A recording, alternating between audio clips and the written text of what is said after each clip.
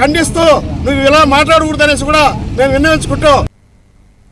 చిత్తూరు జిల్లా తవనంపల్లిలో మాజీ మంత్రి అంబటి రాంబాబు చంద్రబాబు నాయుడుపై చేసిన అనుచిత వ్యాఖ్యలకు టీడీపీ నేతలు తీవ్ర నిరసన వ్యక్తం చేశారు. Cluster in charge Praveen Naidu, MRC Mohan Naidu నేతృత్వంలో మండల కేంద్రంలోని 4 రోడ్ల వరకు నిరసన ర్యాలీ నిర్వహించి అంబటి దిష్టిబొమ్మను దహనం చేసి నినాదాలు చేశారు. భాస్కర్ నాయుడు, గాలి దిలీప్, వినాయకం ఇతర నాయకులతో పెద్ద సంఖ్యలో కార్యకర్తలు పాల్గొన్నారు.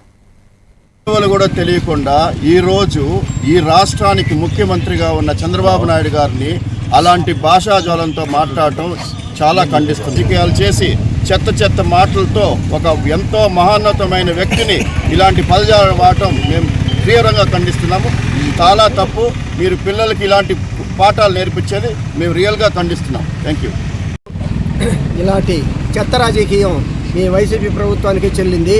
నిన్ను ఇంతటి రాష్ట్ర ప్రజలు చీకుట్టినా మీకు బుద్ధి రాలేదు.